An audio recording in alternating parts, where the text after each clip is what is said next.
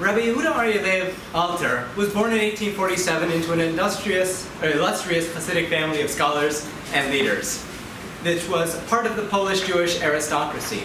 His father, Rabbi Abraham Mordechai, died when he was relatively young, and he was largely raised by his grandfather, the famed Rabbi Yitzchak Meir of Ger, better known as Chidushei Harim, or Rabbi Meir, as he was known to everyone in Warsaw. He was a Talmudist of great renown. But Rabbi Yehuda Aryeh Leib came to serve as a Rebbe at a very young age, becoming the leader of the Ger Hasidic community in 1871 and remaining at its helm until his death in 1905. He was also a masterful and well-known lamdan, even in his youth, and he authored an important commentary to many volumes of the Talmud. Anyone ever used the Sfat Emet on Shas? There are a couple of tractates, for example, Shabbat, where to really understand it, the Sfat Emet actually opened up new vistas. There's a joke about him in his youth. He was known as a somewhat precocious young man, and they asked him, I heard you know all of Shas. And he said, no, I actually only know half of it. To which they said, okay, so which half do you know? And he said, whichever one you want. That's Kotzker humor. But the mainstay of his theology is not actually his Chidushim on Shas, his Talmudic commentaries, but his public sermons. And across 30 years, he developed themes and images, often returning to them year after year with new insights and different emphases. In these homilies, it's interesting that he cites his grandfather nearly all of the time. Now, the Chidushei Harim was a disciple of the Kozhenitzer Magid, Reb Simcha Bunim of Pshischa, and eventually the Talmid Chaver, or the close disciple, but also a colleague of the Kotzker Rebbe. Has anyone ever heard of the Chidushei Harim? You people, Simcha Bunim of Pshischa? Good. The Kotzker Rebbe? He. We all know. So there's a story about the Chidushei Harim, Rabbi Yitzchak Meir of Gur, of Gur, who was a disciple of the Kozhenitzer Magid, and at that point, the Kozhenitzer Magid died, and when your Rebbe dies, you look for a new teacher. So he went to the second Kozhenitzer Rebbe, who was then the son, who was known for many wonderful things, but not exactly a Talmudic scholar. When he walked into the Beit Midrash, the Kozhenitzer Rebbe at this point got up and pinched him on the cheek.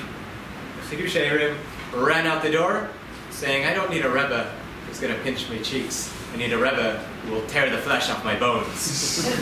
And he went to the Rebbe Simcha Bunim of Pshischa, and eventually to the Kotzker. I think he got what he asked for. So the immediate influence on the Sfat Emet's teaching was the school of Kotzk, known throughout Poland for its intense intellectual demands and unflagging quest for truth and authenticity. And it seems that his grandfather took Rabbi Yehuda Aryeh Leib to visit the Kotzker at some point in his youth. A visit with this fiery and illuminated figure must have left a deep impression on him, indeed. Rabbi Yehuda Aryeh Leib's theology is thus the presentation of many of the Kotzker values and ideals, however, with much less of the outright elitism and all-consuming and perhaps even self-destructive quest for purity of deed. Remember, what's the key activity that the Kotzker is doing for the last 20 years of his life? Silence. I'm sorry? Silence. Silence. He's alone, more or less, in his room. It seems that quest for authenticity did indeed take its toll. But in Kotzk, you learned Rambam, you learned Shas, you learned a couple of things from medieval Jewish philosophy, but they weren't known as great mystics. They were passionate, they were devoted, they were chassidic to the bone, but they weren't studying Zohar. It's interesting that the Sfat Emet is a marked departure from this. So, for example, the works of the Zohar and the Maharal have a huge influence on the Sfat Emet. In addition, the works of the Baal Shem Tov, the Maggid of Mezrich, Rabbi Levi Yitzchak of Berditchev, and the teachings of Rabbi Elimelech of Lezhinsk, a figure whose theology and central place in Polish Hasidism we heard about just last week, I believe, from Rabbi Kitzis. These works figure prominently in the teachings of the Sfat Emet. Also, he has the deep influence of the teachings of Rabbi Shneur Zalman of Liadi, whose works on the mystical life we learned about from Rabbi Shlomo Yaffe, who is, in full discretion, a teacher of mine from many years ago. Particularly relevant is Rabbi Shneur Zalman's description of the unity of being and panentheistic theology in which the entire cosmos is held within God. Arthur Green has argued that Rabbi Yehuda Aryeh Leib, the Sfat Emet, was a mystic, but not really a Kabbalist. in the sense of using closed technical nomenclature and metaphysical cosmology. His personal writings, that is the Sfat Emet, that were later published as the Likutim, have much more explicit reference to Kabbalah, but the descriptions of the mystical life don't seem to be explicitly Kabbalistic. Is that distinction clear to people? Kabbalah is primarily about sfirot, cosmology, understanding what goes where. When I shake the lulav, these sfirot align here and there. It's not necessarily about the cultivation of lived experience. If you ask a medieval Kabbalist what their religious experience was, I don't think they would know exactly what you're talking about. Chassidut, as a devotional mystical quest, is interested in a set of different questions, which have to do with the role of the individual and God, and the way that we can encounter the infinite divine light in this world. The Sfat Emet has a different project than Kabbalah.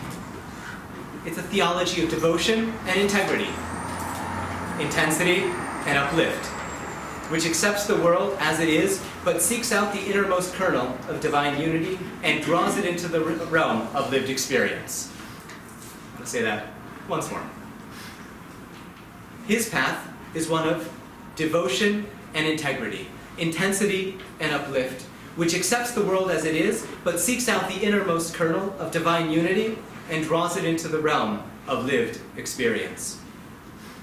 Does everyone have a copy of the source sheets in front of you? Raise your hand if you're lacking one. Repeat that, it was inaudible. Which, The very last thing you just said. there was a question. Do you have a source sheet? No. Oh, okay. Can we pass some back, or do you have one for every two? Okay, thanks. The plan for what we're going to do this evening is to look at that thesis statement that I put out in front of you and see how it's manifest actually in the teachings of the Sfat Emet, to read them carefully and to understand what it is over the course of these 3 generations that he's trying to accomplish for his disciples. The first passage here, does everyone have it in front of them? Under Discovering Intimacy, Wells and Palaces. Everyone's got it? Great. I'll read it together in Hebrew. We're not going to read everything together. There's a lot here. What we're going to do is dip into the text from time to time in order to be able to articulate our point. Everything will be translated into English, so have no fear if that's your first language. Bamidrash. Everyone's with me? Ra'a bira doleket. Somebody saw a palace that is something. Who sees what? It's burning. Before we get there, this is the story of Abraham, the famous midrash of Abraham wandering around until he comes upon a palace that is, I'm sorry, I don't know your name. You said it was burning? What's your name? Jean. You said it's burning. Doleket can absolutely mean burning. It can also mean that it is illuminated. Heschel, when he quotes this, actually quotes it both ways. Bira doleket means a palace that is on fire, it is illuminated, it can mean either of those. The Sfat Emet is going to read it primarily as illuminated in the sense that it's full of beauty. Of course, the Midrash then goes on to say, Abraham says, could it be that such a beautiful world, could it be that such a beautiful palace has no one inside it, has no master? God leans out and says, here I am. The nimshal, what's to be understood from this is clear. Abraham wanders around with a posture of wonder, looking at the world, saying, could it be that there is no master behind this? And God reveals himself unto Abraham. The Sfat Emet, if you continue with me, Shemati, Me'avi, Adoni, Zkeni, quoting here, not his father, but his grandfather, Rabbi Yechimai of Gur, the Chidushei Arim. Doleket can also be read as Dalakta Acharai. This is from what Jacob says to Laban when Uncle Laban is chasing him down. And he says, what have I done unto you that you should pursue me or be drawn to me in such a way? Dalakta. Shebra'a, continuing in the Sfat Emet. Shekol ha'olam nimshach achar nekuda echat. That the entire world is drawn toward or drawn out from a single point. He has in mind here the Kabbalistic idea of the point of Chokhmah, the supernal element of wisdom within everything that is the beginning point of the story of Genesis. But for the Sfat Emet, this notion of an inner point that exists within everything is going to be key. It is the sacred point of inwardness that dwells within all and gives all life. Now there's a paradox here. It's infinitesimally small, and yet contains within it the potential for the infinite. It's a minute, sublime nexus in the physical through which one steps into the presence of the experience of God.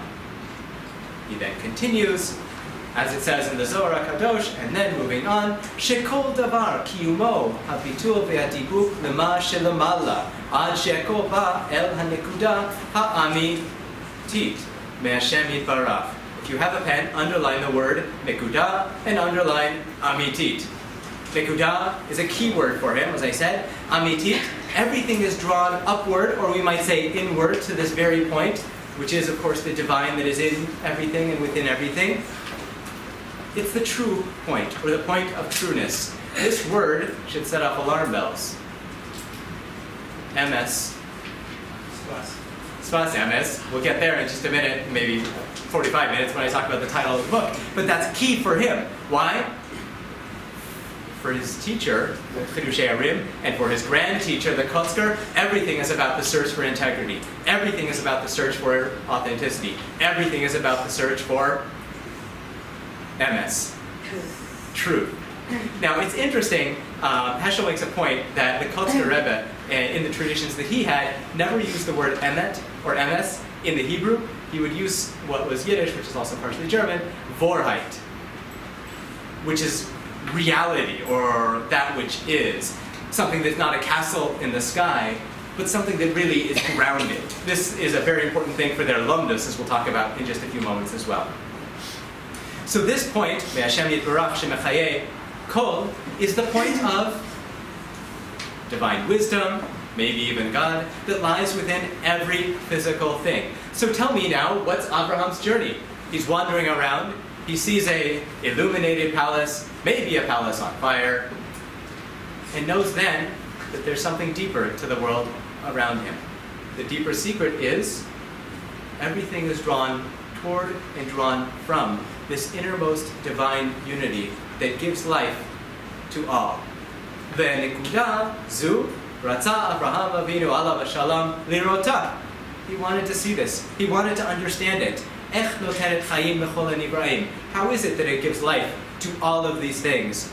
Shelo lihiyot nifradim af shehem ba'olam hazeh. How things can be divided, or at least experience as divided things, even in this world, they are actually united within them. In other words, the great question of Kabbalah and the great question of Hasidism is, if God's really in everything and uniting everything together, why is ours a world of multiplicity and distinction? One answer, as we'll see in just a minute, is the Kabbalistic mythos of Tzimtzum, where that God has withdrawn some of the divine presence. Here, he hasn't used that language, although it's in the background. He's saying something different. It is true that everything is distinct. It is true that there are differentiations between people, between moments, between physical objects, but at the end of the day, in the heart of hearts, everything is united by this single innermost point. This is Abraham's quest, not after philosophical monotheism, not after simply the service of God, but after a deeper understanding of the nature of the universe. The Aryeh, now keep with me here, habitul, through his self-abnegation, through his total devotion, through which command of Lech Lecha, of go forth from your land, zacha lirota. The bitul here is a very important chassidic concept that goes all the way back to the time of the Maggid of Mezrich, if not before. How does one attain mystical consciousness? How does one attain a deeper understanding of the universe? Like the Sufis taught, a window with a smudge on it, you don't see through, you just see the window. But if you have erased all of the detritus on the window, you can see all the way through. So too is it with the human soul. The more you rub away the ego, the more the divine light permeates in and permeates through. Now you might say, does that mean that I have to leave my own self behind? God created me in a certain way. For the chassidic masters, this is actually a very important point. There are more extreme forms of bitul where it really is about total distinction of the self. For many, including the Sfat Emet, this means to stand not as nothing, but as the fullness of who you are before the divine, not leaving any part of you behind, but with no ego and with no pride and no arrogance. And in that, you can come to stand before God. So this is Abraham's answer to Lech Lecha. Vechen gam ata, even now, be, somebody open this Roshei Tevot for me, Shin Kuf, Shabbos Kodesh.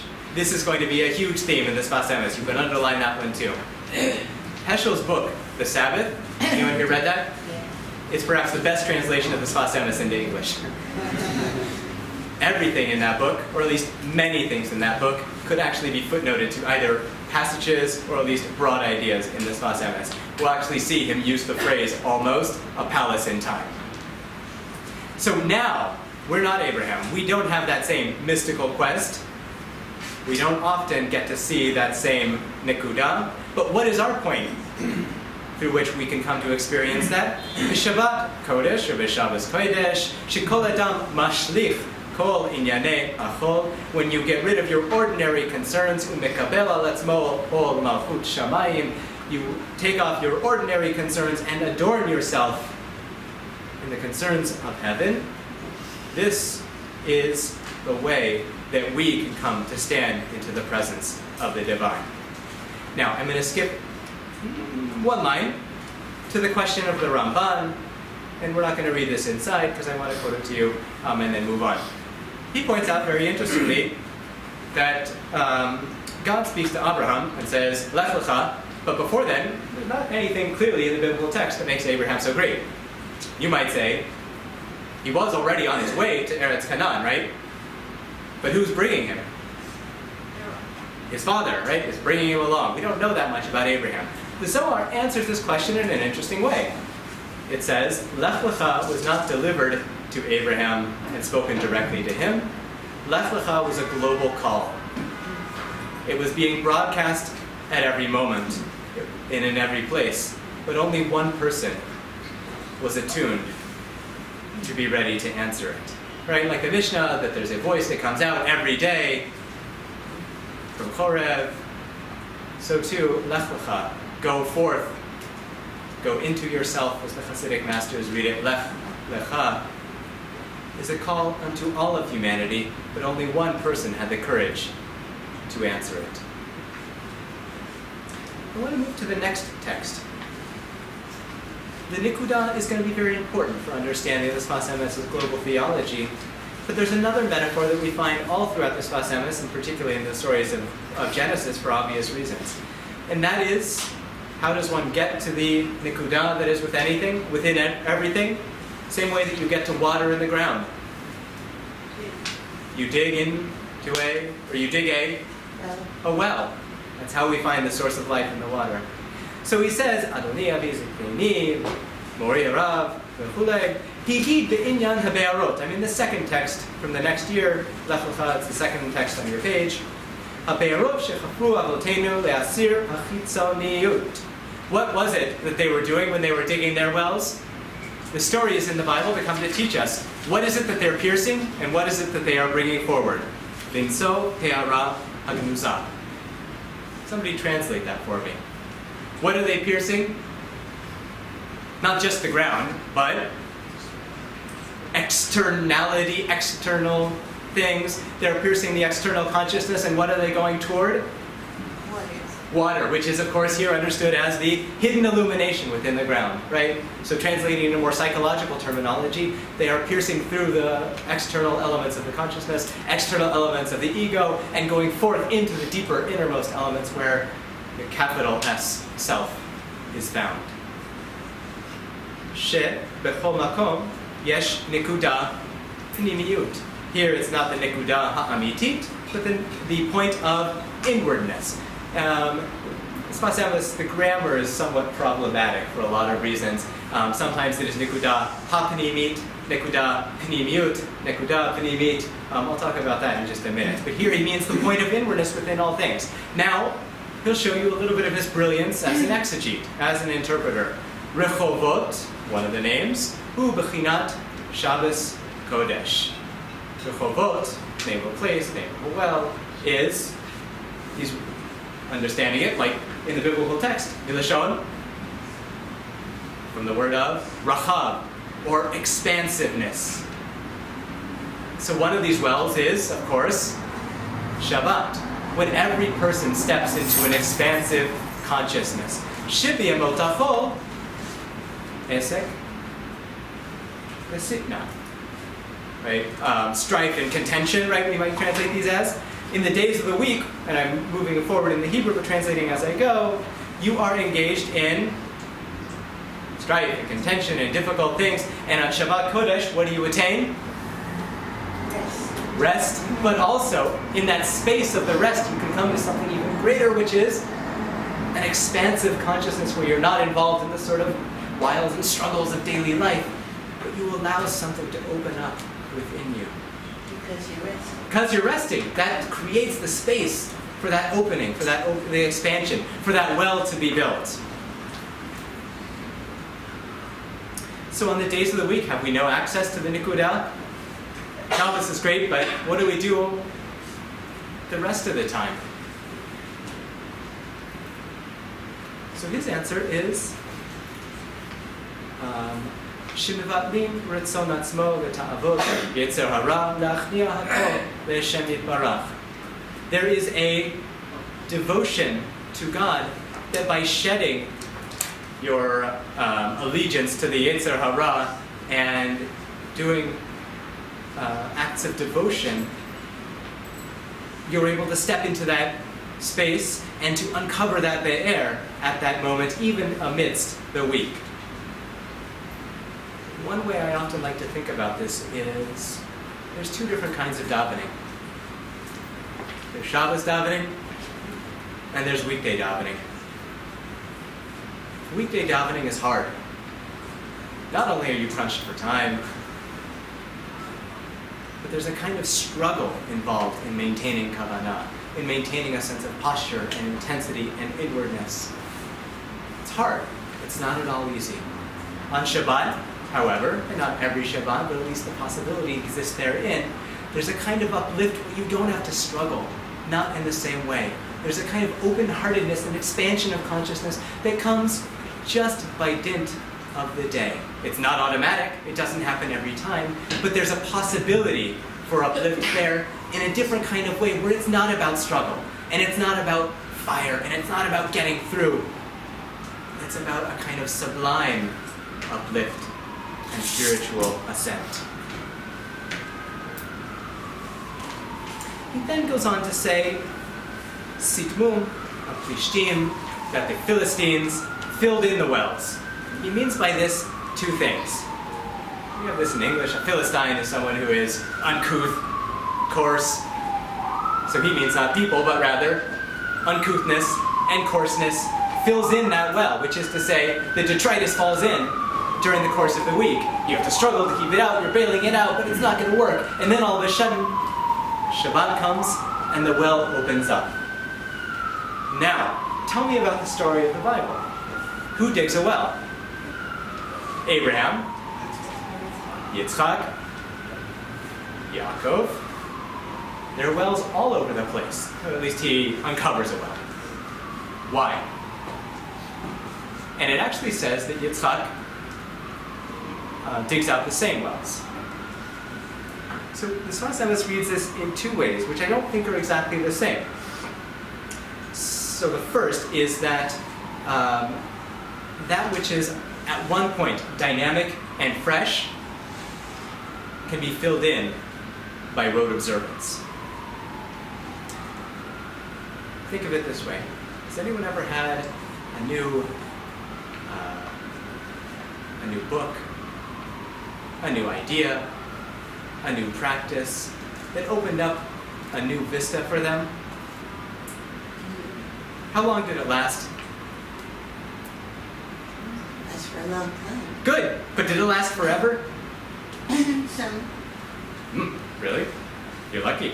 For me, at least in my own experience, it's often that something that works for a certain period of time will at some point become almost habitual, and I'll sink back into my ordinary modes of consciousness even though I'm doing this one thing, right? I don't know, maybe it's doing hachana for tefillah, I sit there and I'm getting ready for davening, but if I do it every day for 5 minutes, that itself becomes habitual and I sink back into my old patterns of consciousness. That is sikmum plishtim, that the ordinary things fall back into that well and you need to redig it anew. Now think of this in historical terms. How long did it take for Hasidism, say the well of Hasidism, to get filled in? Not too long, right? Who's the first? I said this to the Kollel kids, so don't say this yet. I'm sorry, Kollel fellows. Who's the first neo-Hasidic Rebbe? Good. Almost, but there's no Hasidism before him. I mean, there's the old school Hasidism, so yes, absolutely, he's the first.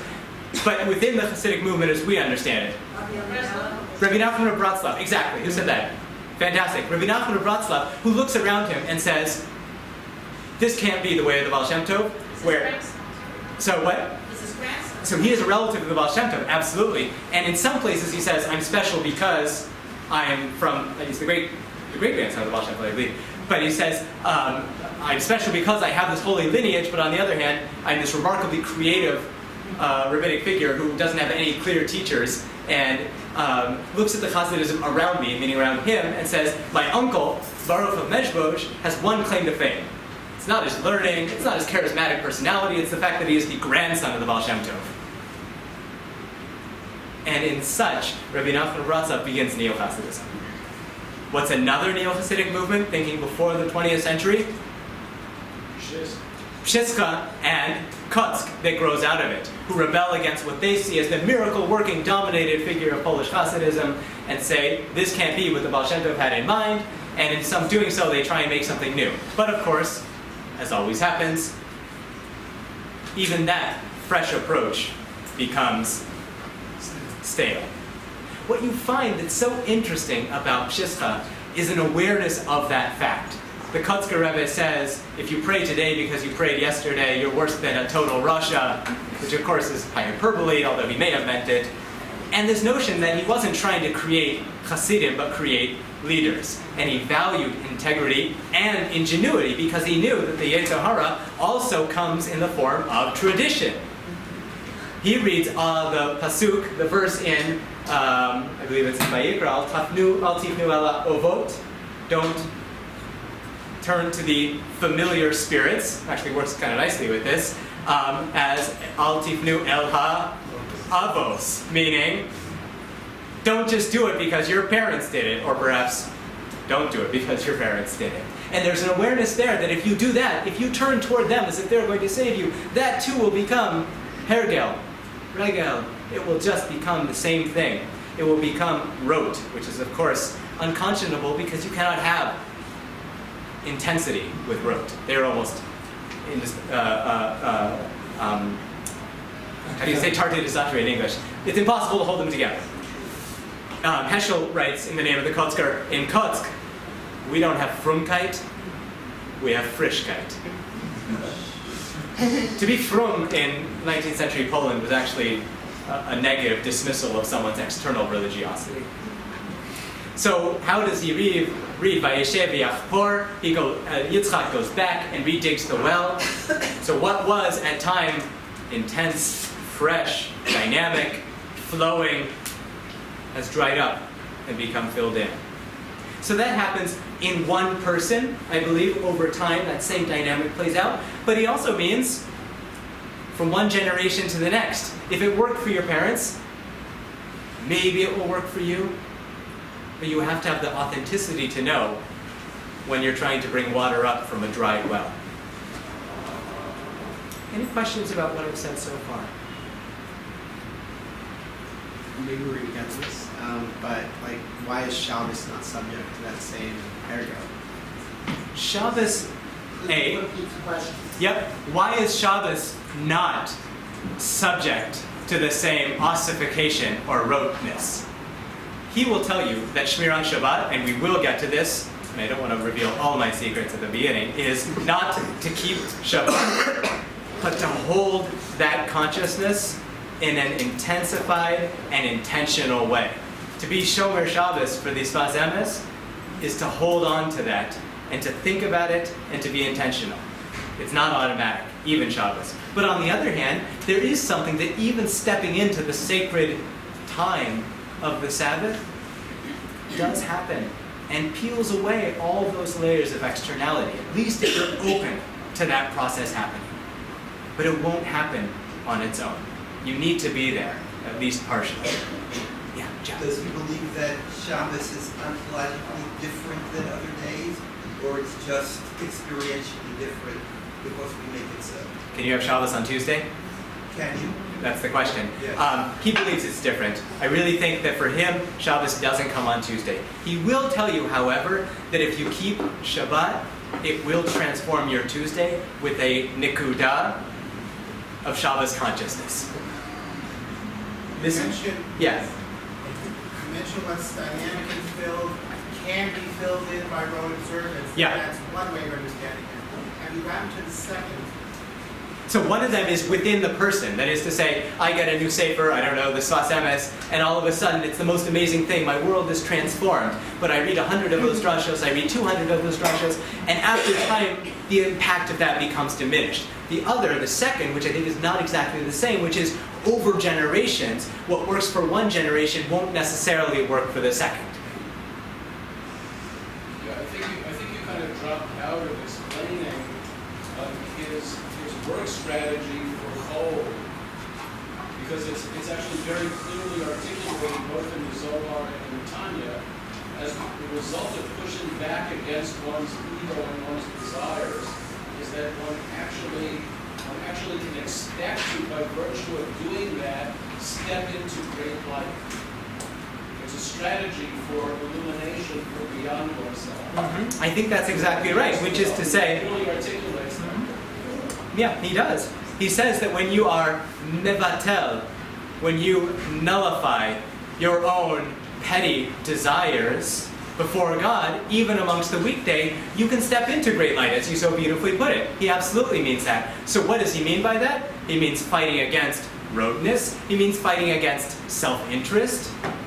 He means fighting against the petty things that we do to get back of other people. And he means the kind of uplift that comes from getting beyond the smallness of the ego. Is that what you had in mind? Yeah, you'll know if you're doing it because something has shifted. Something has transformed. You know if you're doing it. Fantastic. Now on Shabbat, that then comes to a head and is combined with the openness of heart that comes with the Sabbath and the extra soul, which for him is not a metaphysical thing, but an infusion of energy that aids you in that process. Thank you very much.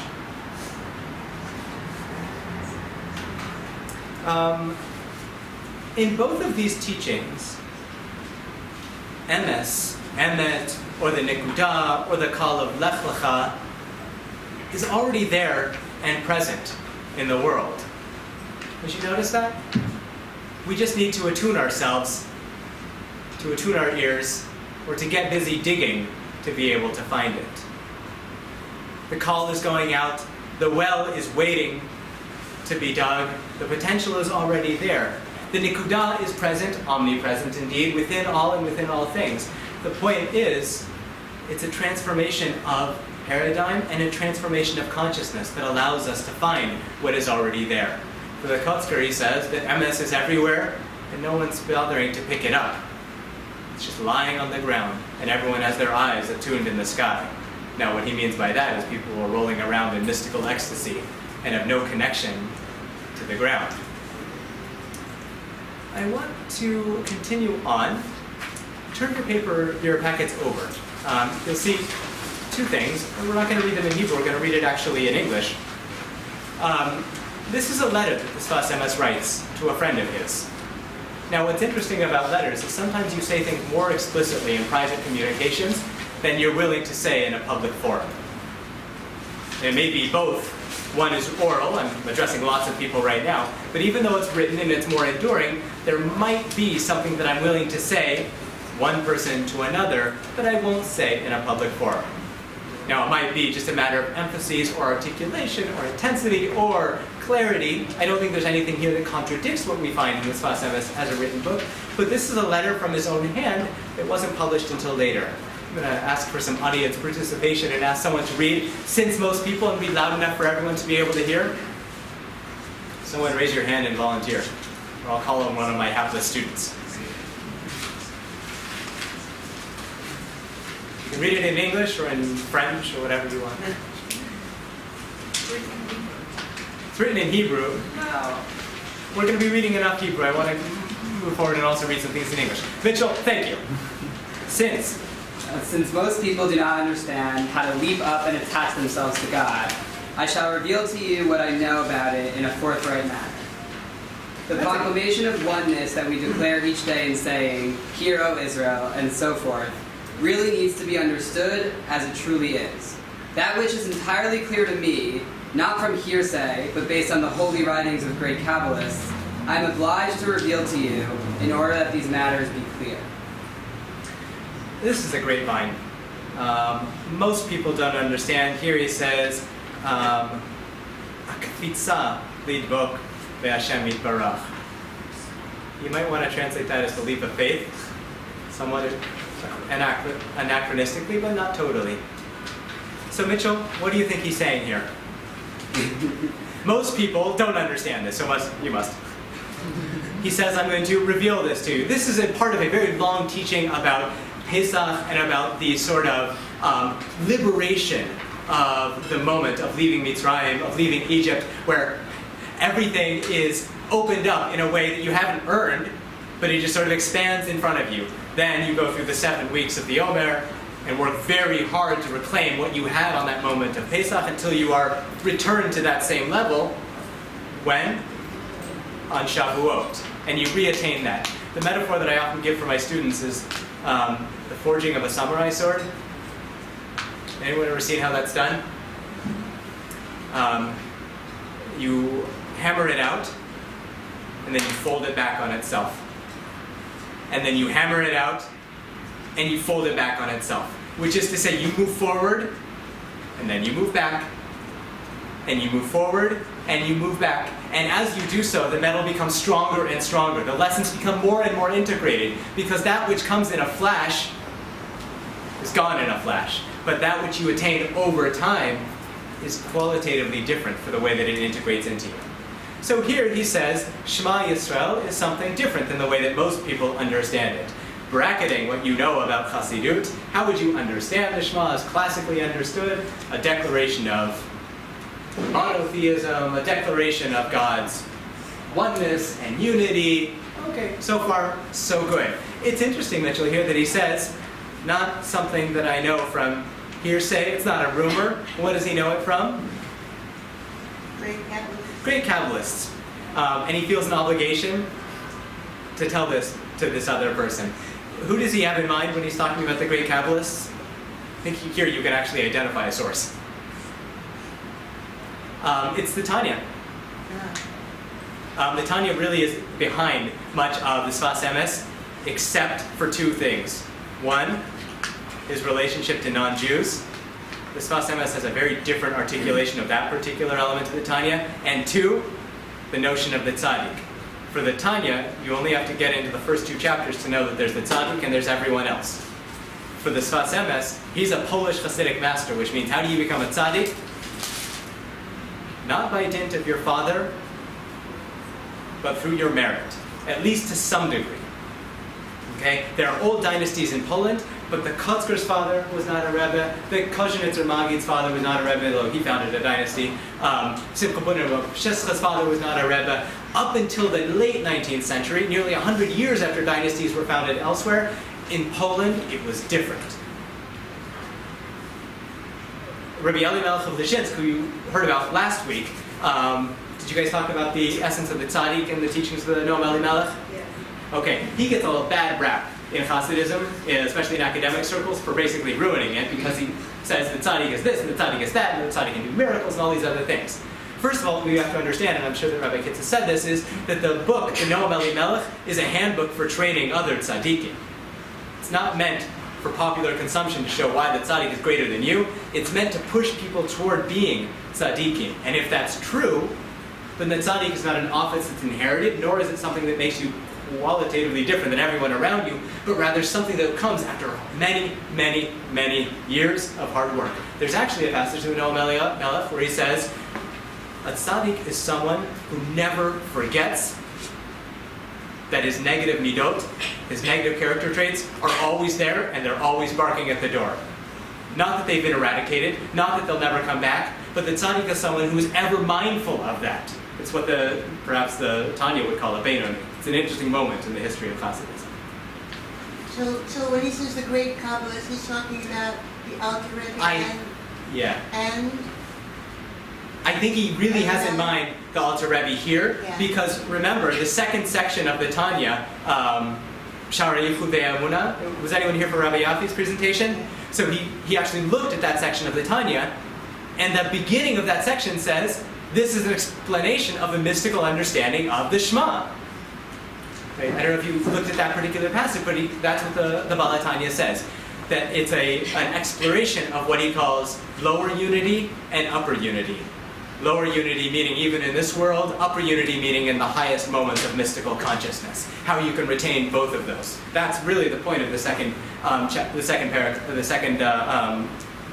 of the Tanya. Okay, someone else, Mitchell, you did a great job, but I'll pass the buck. This is it. Kevin, thank you. Read louder. This is it. The meaning of Yud K Vav K is one that he is not the only God, negating other gods, though this too is true. But the meaning is deeper than that. There is no being other than him. This is true, even though it seems otherwise to most people who understand such things, for there are countless feelings about these matters. Okay, good. So what is he saying? That there is only one God is not a statement of divine numbers, but rather, sorry? The unity of the universe, of the cosmos, of everything. Meaning, ein od milvado, he doesn't employ that here, but we know it from Barim, there is nothing else besides God, means not only that there is only one God, but rather that there is nothing else besides God. This, for the chassidic masters, is self-understood. If you told this to someone like Maimonides, who uses that in a very different way, I think he might beg to differ. Surely there are, as he says, countless feelings on these matters. What do you think he means by it's not obvious? It may seem otherwise. Cole? I just have a question about what you just... Yeah? Is this about Maimonides? No. No, okay. When he says that there's nothing other than God, but what does he literally mean?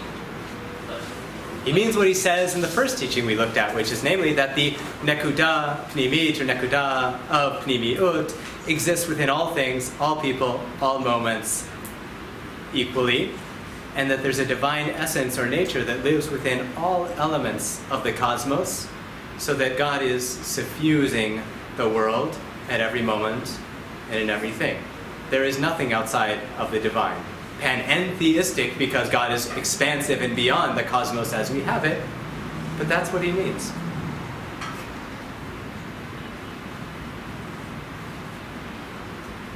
Is that clear, more or less?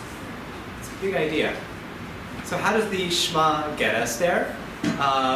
Kevin, keep reading. The content is as follows. Content is as follows. Everything that exists in the world, spiritual and physical, is God himself. It is only because of the contraction. But Tzimtzum in medieval and rabbinic Hebrew actually also can mean to intensify or to concentrate in a single place. That's actually important because the nikuda is, on the one hand, this tiny little point, but on the other hand, it's an intensification of infinity within the finite. Exactly. Nice work. Your check's in the mail. That was God's will. Blessed be he and his name. That holiness descended rung after rung until physical things were formed out of it. So the intensity of the divine light was mitigated or mediated, rung after rung, level after level, until you come to the physical world, which does not mean that the physical world is devoid of God's glory. On the contrary, it means that the physical world is, although we perceive it as a matter of individuated identity, that is, at the end of the day, but an illusion. It might be a great, wonderful illusion that allows for free choice and agency and a partnership in creation, as you'll see in just a minute. God actually wants it to be this way, as he said, and we'll see why in just a moment, but it is, at the end of the day, ultimately an illusion. If everything is God, then how is idolatry possible? So the Baal Shem Tov was actually asked that question. And they asked him in a much more unkind way or uncharitable way. They said, why is idolatry bad? And does idolatry have a divine element as well? So he says yes. But what he says is, if everything has God and we have free choice, then the energy could be applied in different ways. I can use the divine energy within my soul for good things or for terrible things. This is partially an answer to evil as well. Idolatry is one way, evil is another. Evil is a man-made product that is the misapplication of that divine energy. God doesn't choose those things for me. I may have God within. My speech may be the unfolding of the divine word, capital W, which is what these mystics say, but God doesn't choose my words for me. And I can use my words to help and to heal, or to harm and to fracture. These things, someone else, turning the page onto page 2, I was very happy that I was able to put both the Drisha logo and the page number, something that I hadn't succeeded doing up until this point. These things are true. Noah. These things are true without a doubt. Because of this, every person can attach himself to God wherever he is, through the holiness that exists within every single thing, even corporeal things. You only have to be negated in the spark of holiness. In this way, you truly bring about a sense in the upper worlds, causing true pleasure to God. A person in such a state lacks for nothing, for he can attach himself to God through whatever place he is. This is the foundation of all the mystical formulations of the world. Even though it can be treated at great length, as it is in the thousands of pages of explanation written in various books, we need not go on about it now. In my opinion, my brief words suffice. If you study the matter, you will see that it is as I say, and this is the essence of human worship. So here he carries things forward. He makes a very certain statement, and then he says every person can attach himself or herself to God wherever they are. He means in whatever they are doing, but also in whatever place they are. This is called, in answer, or at least building on the question that you asked, one of the great opportunities that comes along with divine panentheism. Avodah b'gashmiut, or serving God even through ordinary moments, physical deeds. Mitzvot are one example of that. When I perform the commandments, I am serving God with the physical world, but it's not only the commandments, but rather anything, or any moment can be an opportunity to serve God. You have to be negated. Remind me of your name? Shmuel, right. So Shmuel pointed out that during the days of the week, this bitul, or this self-abnegation, is the key for allowing that to shine through. And again, he reinforces that notion here, that when you move aside your petty concerns in performing the mitzvot, something else can shine through, bringing about an ascent in the upper worlds and causing great pleasure to God. Here, he's actually saying something quite powerful. He says that this is the essence of mystical formulation or mystical worship. He says in the Hebrew it's kol ha-yichudim. What are yichudim in Kabbalistic language? You guys ever used a Kabbalistic siddur? A great example of this is the siddur of Rabbi Shalom Sharabi, or the Rashash, who his siddur for the weekday is 3 volumes. The Shacharit one is like 300 pages, and just the Amidah is like 100 pages. Everything, every word, every praxis is accompanied by letter permutations, adjustments of the sfirot, visualization exercises. They even have a color-coded version now, which is very, very useful. This takes an extraordinary amount of time and an extraordinary amount of concentration. the relationship to the Yehudim, or this sort of intensely Kabbalistic praxis in Hasidism, is actually very complicated, because on the one hand, the Rebbes are using these same sort of Kabbalistic things, because that's what pietists do. And on the other hand, if I give it to an average person, what are they going to do with it? They're going to be crushed under the weight of it, and it won't be possible for them to pray. So what you have in Hasidism is, forgive me for oversimplification, a turn away from kavanot and a turn toward kavanah. Kavanot with a capital K, a strict understanding of the Lurianic or the Zoharic sense of this does this and this does that, and toward kavanah in an intentional devotional sense. The Yehudim is the same thing. Yehud for the Kabbalists means uniting the Sefirot in a certain very technical way. For Shacharit it looks one thing, for all the different parts of the Shacharit service it's unique, and then there's the Mincha service, and etc., etc., etc. There's all these Yehudim for eating breakfast afterwards. It's a very complicated thing. For the chassidic masters, Yehud means an alignment and a unification of presence and deed. What I'm physically doing and where my mind is. When you're talking to someone and you're on your smartphone, it's the opposite of that. When you're having a communicative moment with another human being and you are intentionally there, that is a moment of Yehud. When you are davening and there's no part of you that's stray, that is a Yehud. So the Yehudim in the Kabbalistic sense, of course, are true, and of course they'll be done on their own. It just happens. The Yehud that is primary in the consciousness of the Hasidic masters is bringing about that alignment of presence and action.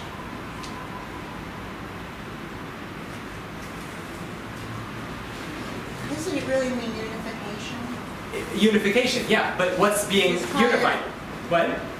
Well, it seems like just in plain Buddhism, that's the goal, just to be present. But this means something more.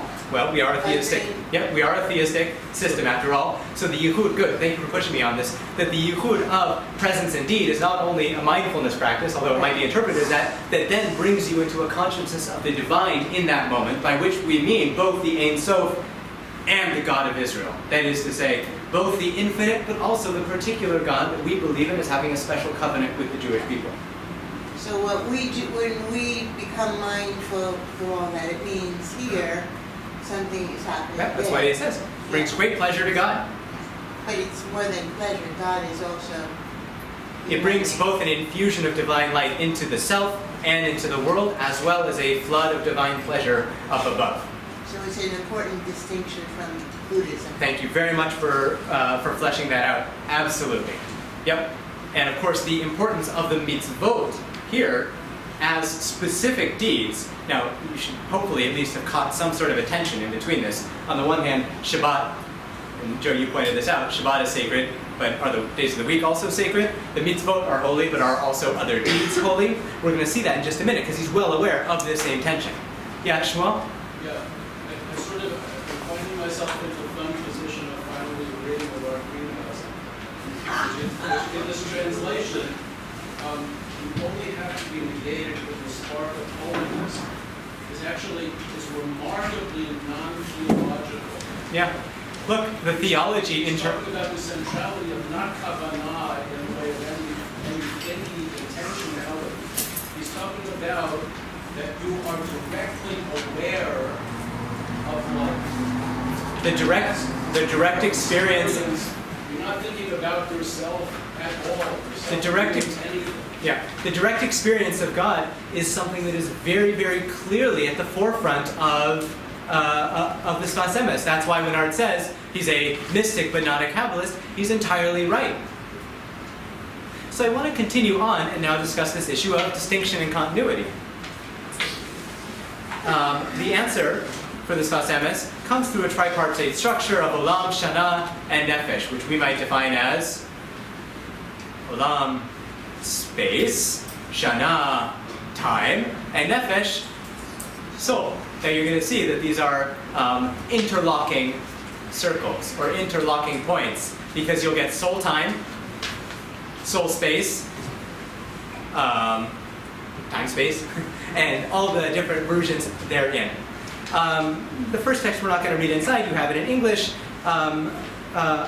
before you.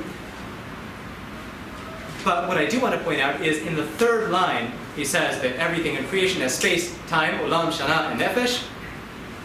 And then he says, Bechirat ha'olam is Eretz Yisrael. That is to say, the most exalted, or the most chosen of space is the land of Israel, which is the innermost point of all the world.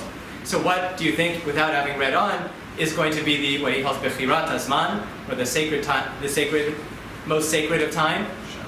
Shabbos, and? I'm sorry? The Messianic age? No. Messianic age is not all that interesting for the Sfat Emet, which is to say that, like many Chassidic masters, exile and redemption become states of consciousness as much as they become historical processes. So Yemot HaMashiach, if you did a Bar Ilan search in the Sfat Emet, I don't think you'd actually come up with that many sources. And that's not atypical for the Chassidic canon. Doesn't mean that they don't believe it. Doesn't mean that they're not looking forward to that. Doesn't mean that they don't believe that everything that has happened now in a quote-unquote personal redemption or messianic moment isn't going to be intensified, globalized, and spread out in the messianic time. But it does mean that's not the focal point of their avodah. Yeah, I don't know your name. Does that mean that Israel is metaphorical as well as a concrete place? Say your name, please. I'm sorry? Sylvia. Sylvia.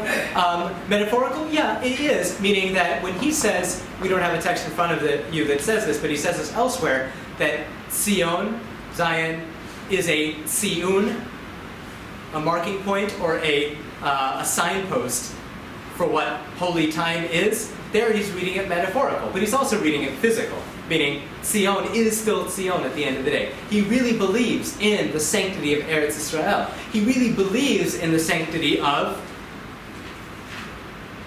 the Zmanim, the holy days, and of Shabbat, not to the exclusion, but to the continuum of the others. So it's metaphorical, but it's not entirely metaphorical. It's metaphorical as well as real. It's more metaphorical. It resonates. That resonates with you? Yeah. I think that for a lot of people that is true. I think that for a lot of people that is true.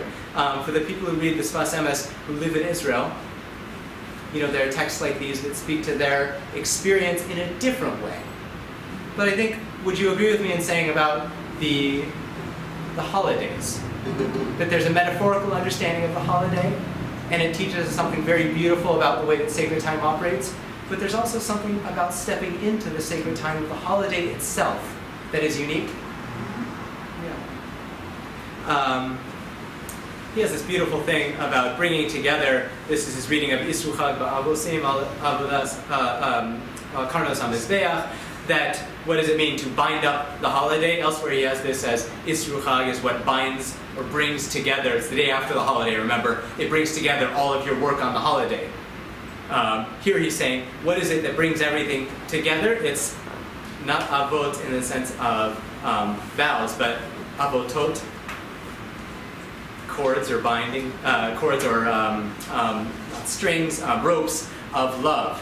And it is that love for the divine which binds you to sacred time and to sacred space. He has an amazing line here that he says that hanefesh, it's the fourth line in that piece, hanefesh mechaber hasmanim l'makom.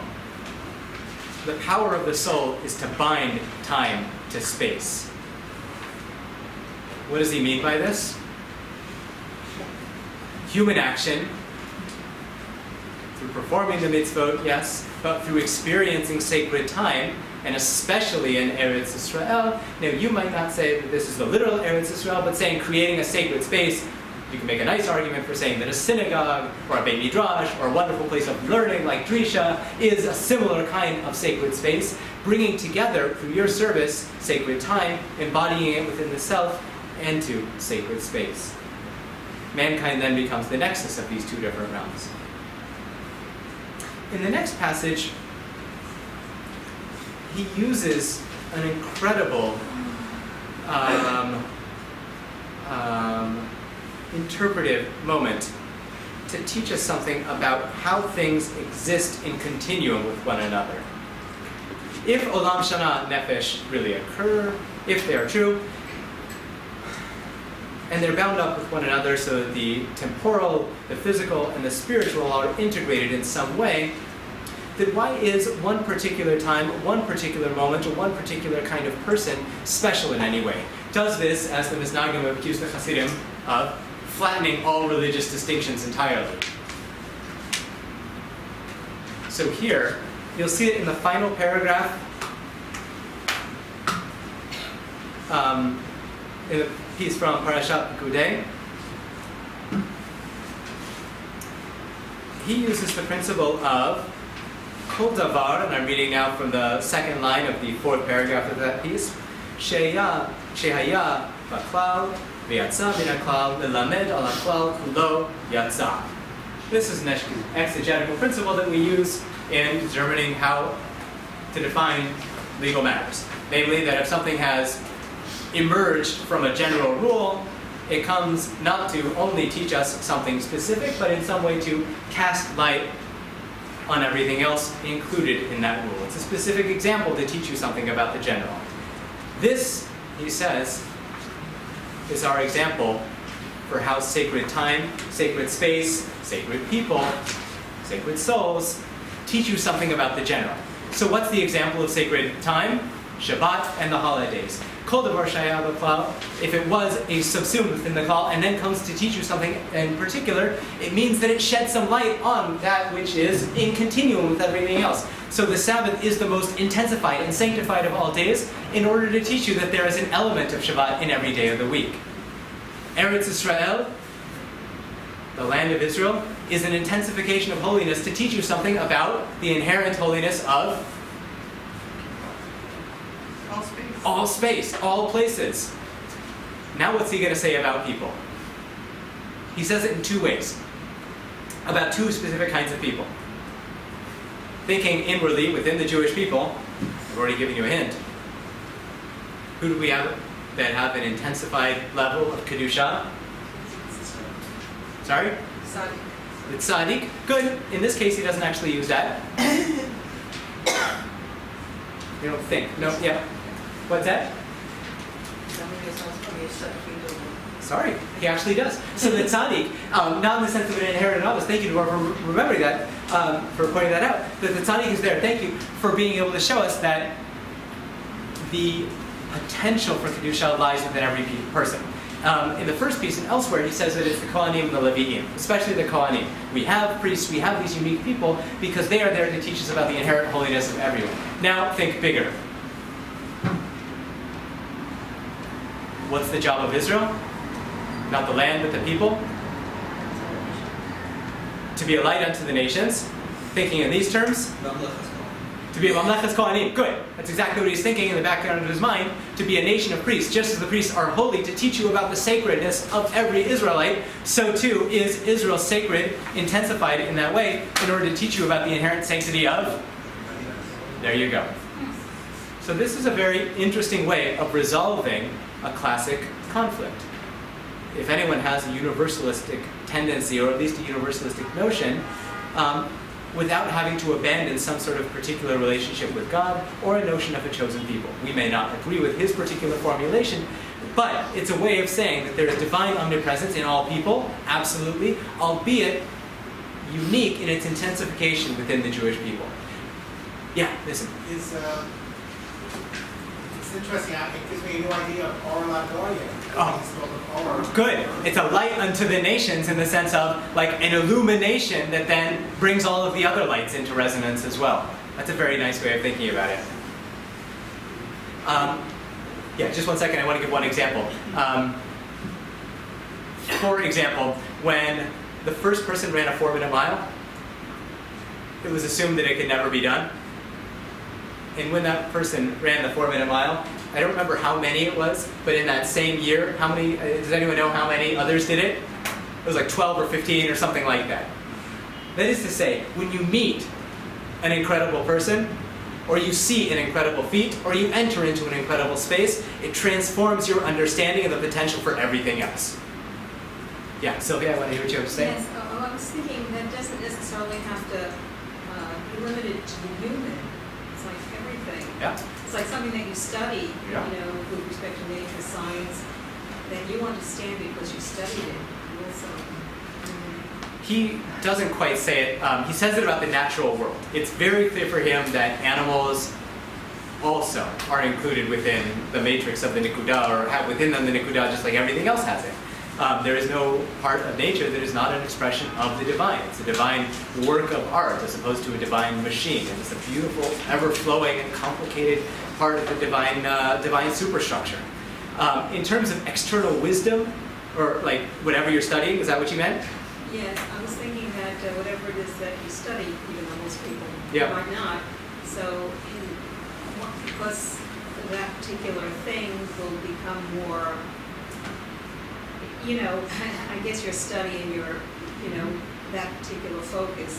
The study can good. I didn't understand you the first time, now I do. Exactly. When you focus on one particular field or one particular subject, the intensification of your energy in that will teach you about the expansive knowledge that you will barely touch the surface of everywhere else. And you'll understand something about the greatness of other scholars in that particular area, or also, very good, you'll understand something of the world as well. So I want to continue now, because we have unfortunately a limited time together and lots of amazing teachings from the Sfat Emet. You can read that one in English as well.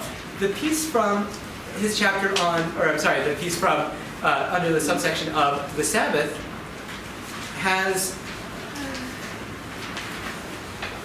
some very important points. I don't think we can possibly believe that he sees every day as containing the sanctity of the Sabbath in a revealed way. The Sabbath is the crown jewel of the Kabbalistic calendar. If you could map the Kabbalistic calendar, you would see the 3 days leading up to the Sabbath and the 3 days leading after the Sabbath, and the Sabbath would be in the middle. Shabbat is really the key. This is because it is associated with one of the divine sefirot. This is because it's a day of uplift. This is a day of yichud. It's a day of lots of other things. It's also true from a sociological perspective. When the chassidim would get together to dance and to sing and to eat and to listen to words of Torah from the Rebbe, it was always on the Sabbath, and sometimes on the weekday, but always on the Sabbath.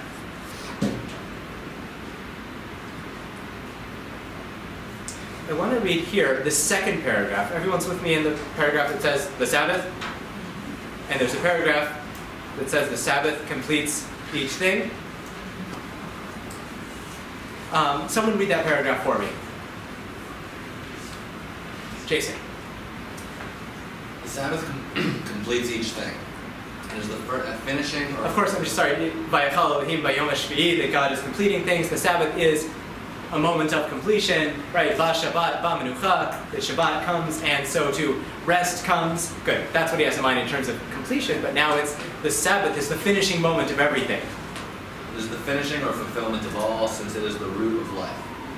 On the holy Sabbath, this root is aroused in each thing. That is why Sabbath is called rest, because it returns each thing to its root. So why are you resting? Not only in the sense of refraining from labor, not only in the sense of not going to work, but in the sense of coming home to your place of rest, to coming home to your place of rootedness. Now, of course, when he says that it returns to its source, or returns to its root, he probably means with a capital R, which is to say that it's returning back to its place in the divine. Right? The ego and all those other things that you have during the week, to some degree, are shed automatically, and especially the more that you engage with this. Good. Keep going, Jason. Rashi interprets the phrase Shabbat Shabbaton to mean a tranquil rest, not a casual rest. Of course, every Jew puts his work aside and doesn't do it on the Sabbath. But this leaving of one's work behind must not itself become a burden. All week long, we should look forward to this turning to our root and the place of our rest, since this is where we truly live. That is what it means to keep the Sabbath, to be in a state of anticipation all week long, saying, when will the Holy Sabbath come so that I can go back to my place? So the prohibition of labor can itself become a burden. I won't ask any of my college students to tell me about that. But it is true that there are moments in which you are not allowed to do something. That feeling itself can become a terribly difficult obligation. So what the Sfat Emet, by using a creative interpretation of Rashi, is teaching us is that instead of viewing it as simply a prohibition, what you see it is as a sacred vacuum, or a sacred void, or in a positive sense, or a sacred opening through which you can then allow for this process of returning to your root to take place. So Shmirat Shabbat here in my answer to Joe, I alluded to this, doesn't mean keeping Shabbos kehil chasa, which is to say, not lighting a match or something like that. Yes, it means that too. But to keep the Sabbath means to keep a hold of it in your vision, and to keep a hold of its purpose, and its potential, and its power. That's what it means to keep the Sabbath. To be Shomer Shabbos for the Sfat Emet doesn't mean only legal practice or formal obligation. Yes, it means that too. But it means to keep the purpose of the Sabbath at the forefront of your consciousness, not only on the Sabbath, but also leading up to it. So, to keep my Sabbaths means to keep a hold of that. To not have, and I'm reading here, no desire or longing for anything else in the world, only for God, the root of human life, for those who hold fast to Him on the Holy Sabbath. Okay, and then he says, Lasot et Shabbat, a classic question. Shabbat is about not doing, so why does it say to do the Sabbath? Isn't the commandment what I'm not doing? And what kind of, this is a great question. Shmirat Shabbat means to keep the Sabbath. It's actually the one holiday where it comes whether we're ready or not. In the sense of, we sanctify the other holidays, right? Mekadesh Yisrael v'hazmanim, which the Gemara says, we do choose when Rosh Chodesh will be, and therefore we set the calendar. Shabbat is the one thing where Kavia, Kayama, from the Sheshish and Bereshis, it's there from the very beginning of time, and the same I said, you. Good. You are the one, God is the one who sanctifies the Sabbath, and Israel is there, but we're not a part of that equation. Okay? So the Sabbath actually, for all of its beauty, doesn't actually need us. So then he says, Shmirat Shabbat is about drawing, now this is the opposite trajectory, drawing the Sabbath into the week and into all of our struggles there. To keep or to guard or to cultivate or to nestle that Sabbath consciousness even amongst the week. Does he mean that you wear your shrivel during the week and pretend as if it was the Sabbath? The answer is of course no. We all go to work on Sunday. Not in this country. So what does he mean?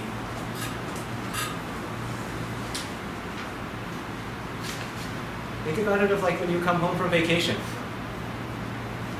If you don't have small kids.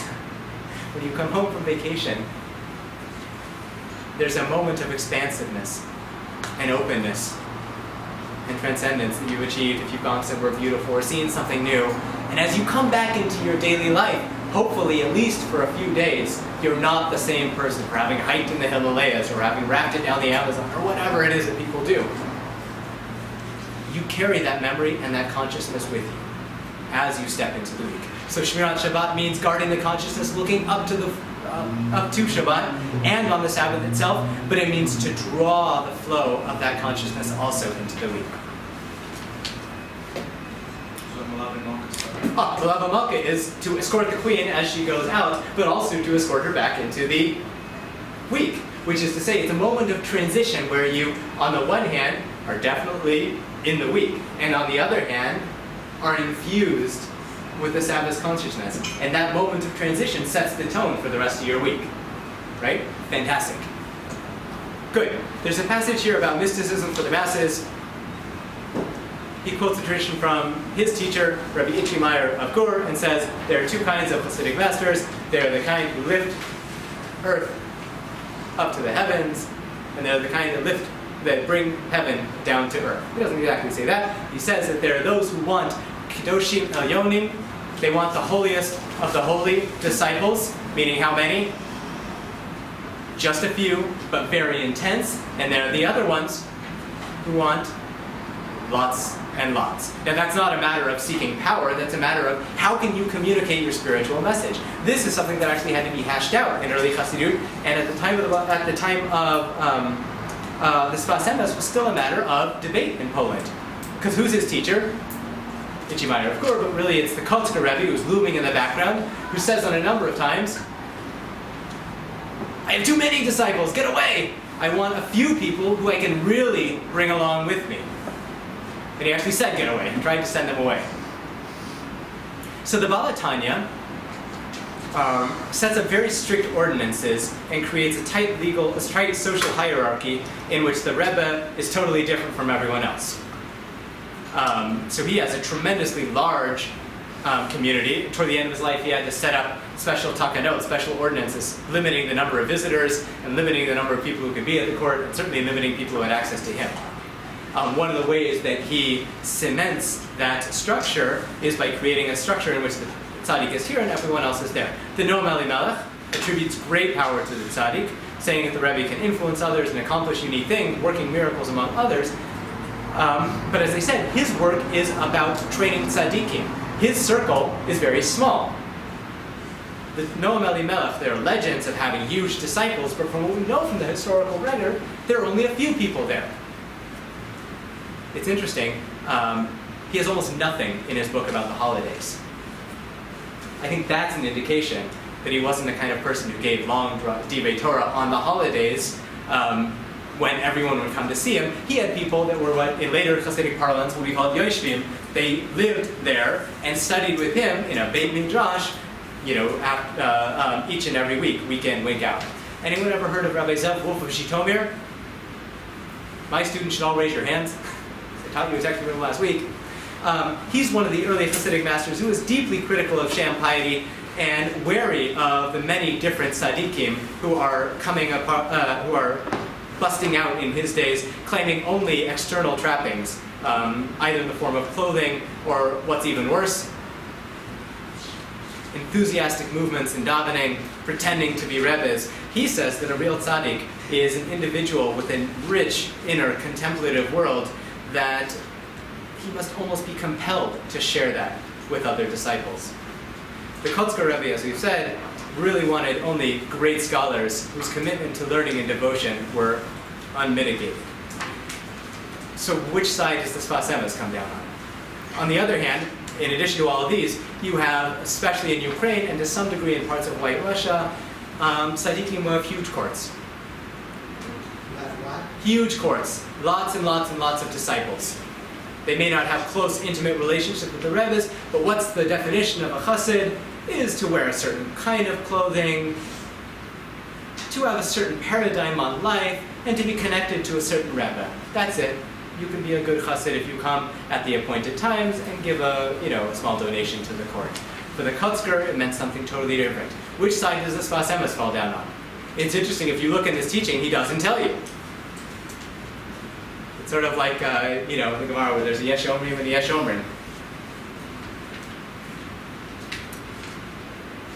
Now, you might accuse me of having my cake and eating it too, but I think that's the answer. It's clear that he was a teacher for really tremendous scholars. There were people who were around him in a constant way, who learned his teachings, who knew it, who studied Shas with him. It's clear that he ran what would probably later be called a yeshiva, but in his days was just a beis medrash. On the other hand, where does he live?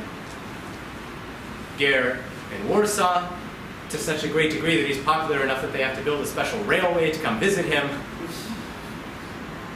He has something that illuminated the masses as well. Now, Ger Chassidut was very intense. It wasn't something that you took on without thinking. But there was something in it for both kinds of people. In a review of the works of Haydn, a musical critic said that Haydn's greatness that set him apart from all other composers of his day was that he wrote music that was important and compelling to the Kenner and the Liebhaber. The Liebhaber is, someone who, like me, who's not great at music, but I like nice music and I know something good when I hear it. And a Kenner is someone who, an expert, someone who really knows what's going on. So, a great composer who can compose music that is exciting for the Kenner, and everyone else walks out and says that was totally atonal, right? Or someone who writes popular music and it's great for soundtracks, but as far as real criticism, it basically falls apart. The greatness of a composer like Haydn is to be able to speak to both people at once.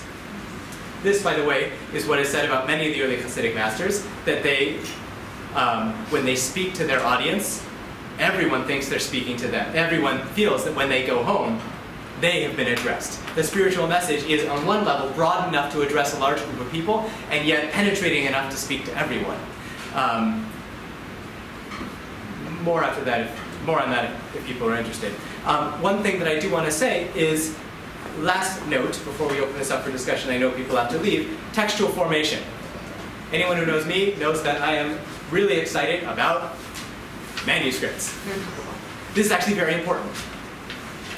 In a world before communication hookups and books were printed like they are now, how do you get a Rebbe's teachings if you're not there? The Sfat Emet is printed in 1905, after he dies. That's important to know. Well, yeah, Chassidim go from town to town, like his Chassidim go and explain. Nope. There are others who actually did that. They would send out emissaries. What you find in many chassidic courts is that after Shabbat, a disciple would go home, write down what he heard. That paper would then get passed around. You can actually find them. They're folded like this. They were clearly carried around from person to person, these notes. They're essentially lecture notes from what they heard. No Chassidic Rebbe in the first generation or the second generation in the early years wrote their own books. Who does write their own books? There's the Baal Tanya who writes the Tanya, but that's new. The Kedushas Leib who writes part of his book, but not all of his book. It's very rare. Why?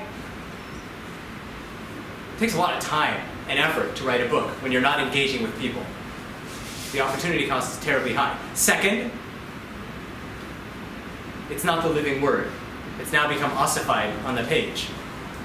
Hasidism is a hybrid oral written culture, just like what we're doing tonight. I'm speaking from basic notes, but I'm off as much of this is extemporaneous, and there's a lively give and take.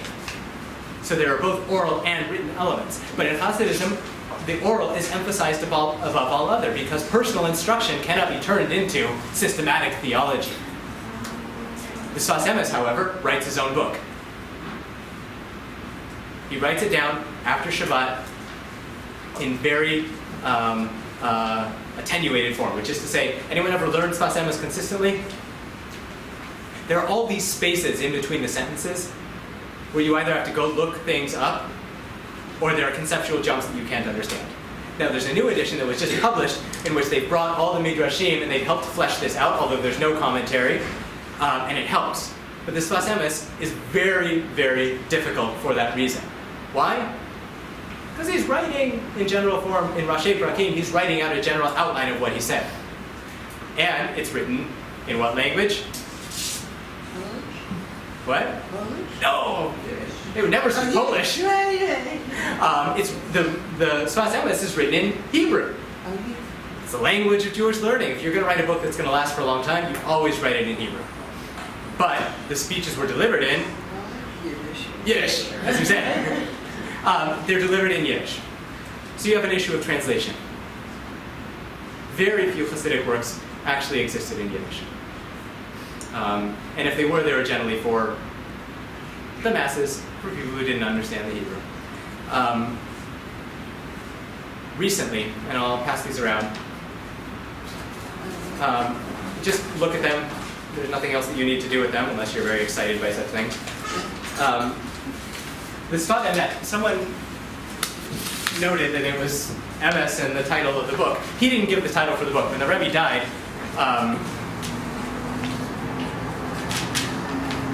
they went into his office and found these notebooks arranged by year. Sometimes they didn't know what year something came from, but it was basically ready to go. The work, there's not very many of them, so just pass them down. I want you to actually see them. Don't hold on to them, but pass them around. So the work was published quickly after his death, and it became an instant classic of Hasidic literature. However, the work ends with, actually the words, Sfat Emet tikon la'ad, the language of truth, shall be established forever. It's a very dramatic ending in the book, in Parshat Vayechi of 1905, and we know that he died 3 weeks later. So it's interesting that there was no drasha those last 2 weeks. 4 years ago, a friend and I actually found a transcription of that final drasha. It's from Shemot, and it says at the top that this is the last one he gave because he got sick during that next week. so that he didn't have time to write this one down. And by Parashat Vayera, he was already sick enough that he couldn't speak in public, and then he died. And the transcription's actually in Yiddish. Now this is very interesting because it's at least closer to the original language. Where did you find it? It was held by a family who was a descendant of the person who wrote it. Dr. Schreiber, who works at the Van Leer Institute and is writing actually a dissertation now, I think she just finished it, on the Imre Emes, who was the son of the Sfat Emet, said that she had it. She didn't know how important it was, and she gave it to a friend and I to work with and to publish. Now that perked our ears, because if there's one, there's often more. So we visited with some people in Bnei Brak, and all of a sudden we met someone who has published extensively actually on the Sfat Emet in Haredi publications, so most people don't know them. And he said that he was helping an old Ger Chassid who knew the Sfat Emet move. This man that we got it from was already pretty old, and as he was moving a box, a sheet of paper fell out. And he picked it up, and this person really knew what he was talking about, and he knew that it was a transcription of the Sfat Emet, and that it was at least half in Yiddish. So in 1956, if I'm not mistaken, Abraham Joshua Heschel actually published a footnote, an article in the Yevo Blätter, which is a journal associated with the Yevo Institute in New York, where he said, I purchased a copy of the Sfat Emet, 30 folios, 60 pages, and it's all in Yiddish. And he gives one example of what that was. This is teaching on Rosh Hashanah, and he publishes the Yiddish, and he publishes the Hebrew, and he shows why you can't understand the Hebrew without understanding the Yiddish. It's longer, it's more fleshed out, it's more precise, and then the manuscript disappears.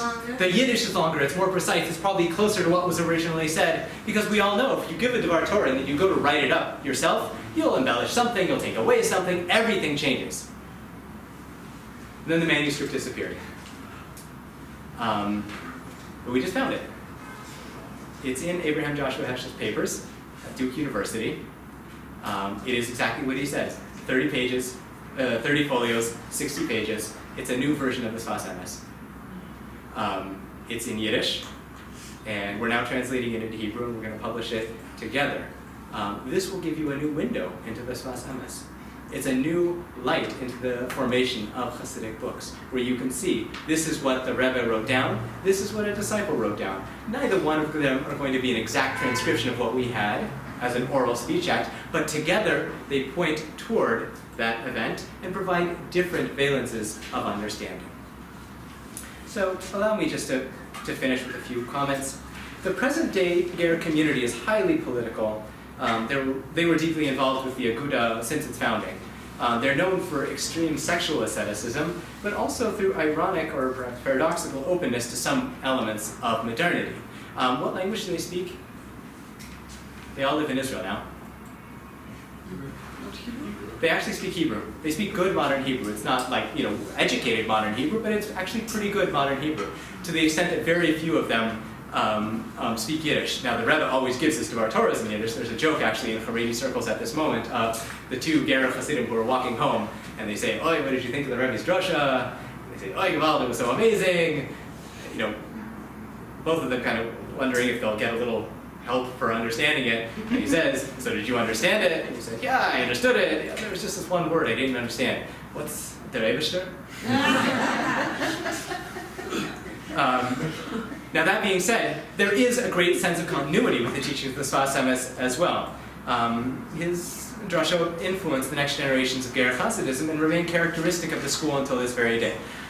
Namely, the focus on emes, the intensity, the commitment to community, the centrality of learning, all of these have been carried forward, although it's less true of his teachings on mystical yearning for union with the divine. After the death of the Sfat Emet, his son, Rabbi Alter, takes over the leadership of the community. He encouraged, interestingly, Aliyah to the land of Israel already in the 1920s. This was pretty rare for the Polish Hasidic community, and in some ways he actually shifted the center of gravity of his court to Eretz Israel. He came back to be with his Hasidim and escaped during the war, but there were many, many Ger families that had already moved to Israel. This is one of the reasons that they're one of the most powerful Hasidic groups in Israel, that and tremendous resources of land that they bought in the Tel Aviv area in the 1920s. It's a good place to invest your money.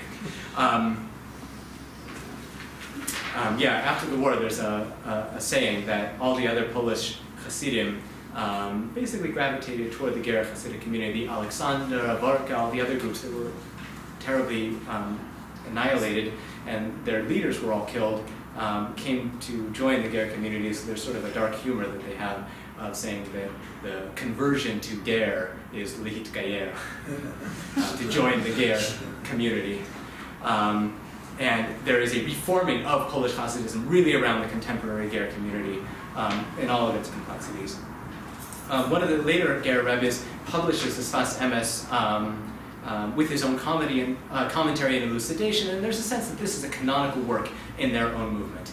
But of course, I think we need to remember that the impact of the Sfat Emet extends far beyond the Ger dynasty.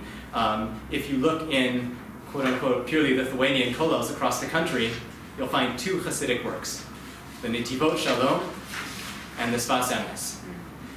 Now, why is that?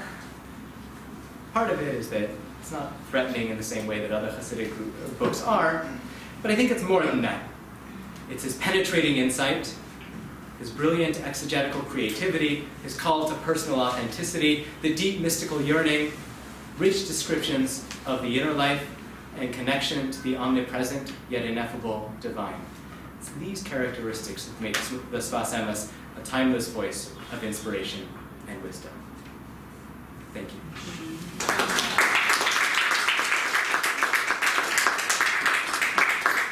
It's 8:40. I don't know when the event is supposed to end. People can trickle out. I'm happy to talk for as long as there are people. I'm sorry? What is this letter? Oh, that letter? That's the letter that I quoted that is, it was written by the Sfat Emet and addressed to someone. It was published after his death, but it was written as an explanation of the sort of spiritual processes of Pesach, and amidst that he talks about the question of Shema and the mystical uplift that you have. Yeah? So, I'm interested in the Yiddish that you're translating into Hebrew. Yeah. Is it available? Not yet. Yeah, we're working on it now. No, but is the Yiddish? Oh, my email's at the very beginning of this. I can send you the whole thing. I mean, we've transcribed it. We're now working on the translation and writing the introduction. The book will be appearing in Hebrew, but there's also some stuff that's going to be appearing in English as well. Instead, it was the philosophy of the product of a pre-modern college student who didn't have the outlet for creative work. So the sense of like we have in the West, achieve fulfillment through work, not by negating your ego, but giving expression to it. That wouldn't exist for him. And I think maybe that's why, personally, I found much of this repugnant. I think that's the reason. You find a lot of it repugnance. I mean, but the Western notion is that Howard Roark, doesn't nullify his ego. So let me see if I can help you with this. Yes. There's a reason that modern people gravitate toward Hasidism in a lot of ways. Now, there's a reason that Martin Buber falls in love with Hasidism in his early years, in his mystical years, and his humanistic dialogical years. He's equally obsessed with Hasidism in both. Now, Martin Buber is a lot of things, but I don't think you can accuse him of being a non-Western thinker. Now, so what is it that he sees? It's an activation of the self. It's a holistic approach where Bitul is not about self-abnegation in the ecstatic destruction of any vestige of who I am. There are Hasidic texts that say that. Buber never quotes them, or it's not in his later phase. He quotes them in his book Ecstatic Confessions, where he's trying to say this is mysticism and Judaism has it too, and it's in every other tradition as well. But in his later years, where he's really obsessed with the moment of how interpersonal communication, yourself, myself, can be an I, thou, and not an I, it moment, he's equally drawing from Hasidic texts. It is the fullness of your being and the fullness of my being in dialogue with one another that allows for the light of God to shine through. It's the ego that you have to get around. And I think most people would agree with that the ego, the sense of pride, or the sense of my own accomplishment is a dangerous thing. And here we may indeed differ, but the notion that I should leave behind either a talent or a personal interest or something like that, I think is not the only way to read the Sfat Emet. The Sfat Emet is pushing you toward a kind of fulfillment while leaving behind the negative possibilities. I can be a dignified person, but not a prideful person. I can be a loving person, but not a lustful person. But my own creativity and things like that, they would have encouraged. Did they have art? No. Did they have music? Not in the same way. Absolutely. Hillel Zeitlin, who's reading these texts, he doesn't know the Sfat Emet from what I understand, but was certainly in Warsaw at exactly the same time and read the book when it had been published, has an essay called Die Bengschaft nach Schönheit, or the longing for beauty, where he tries to figure out why is it that Jews don't have art or literature in the same ways. And one of his answers is that it's sublimated into spirituality. And he calls for a kind of renewed spiritual aesthetic in the contemporary world. Something that you see a lot in Israel, and I think also in America as well. Yeah. I wonder if you had thoughts about the interest in the son of the Sfat Emet in going to Israel and being a student to Israel, and how that relates to the worldview that you spoke about. Part of it's pragmatism. I think they understood that something was coming. Part of it is that they were fearless in their relationship to modernity.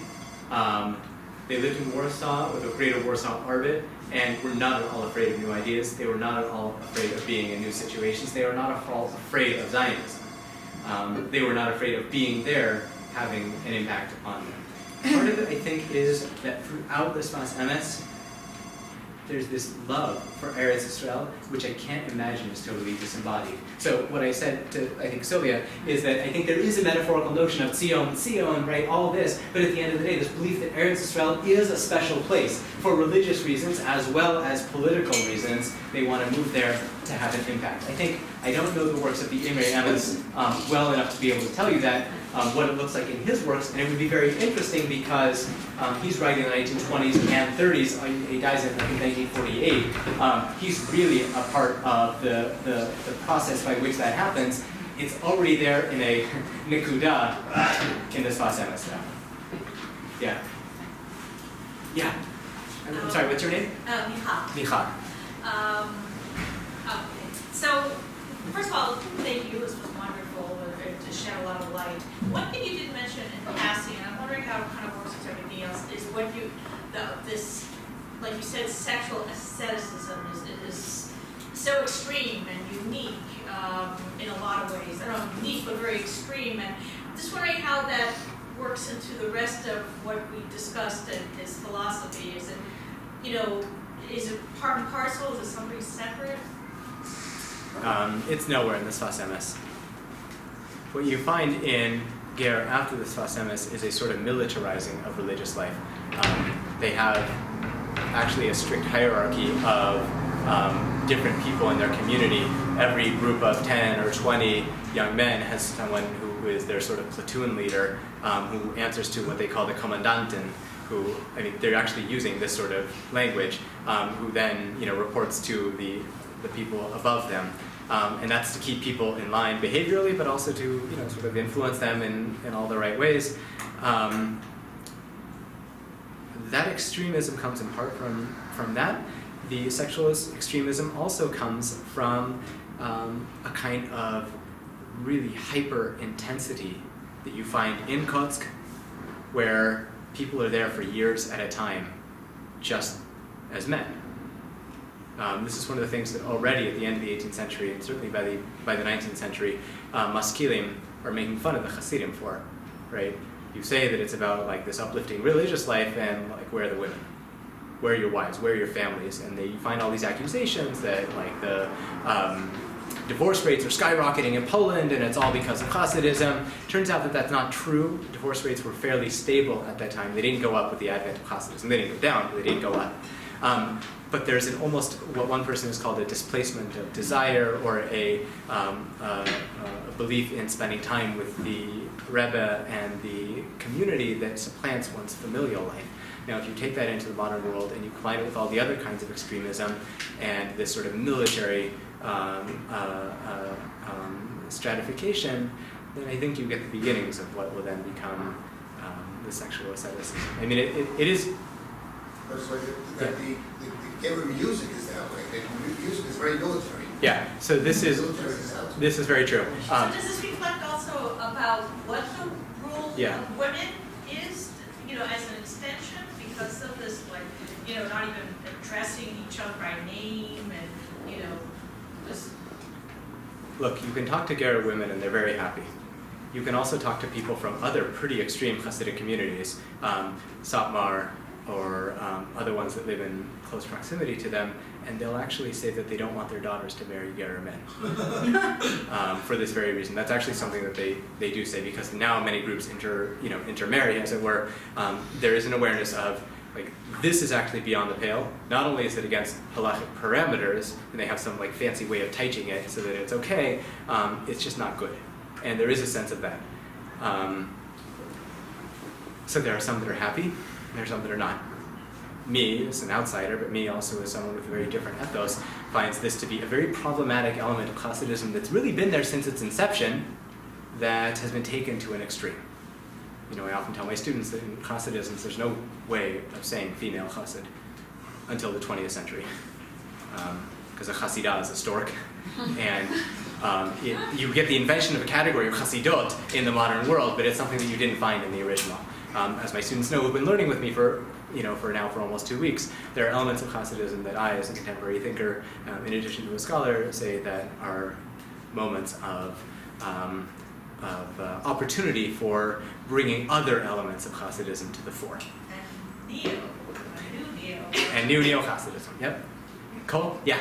But men will consummate the marriage? I mean, what's the... They consummate the marriage.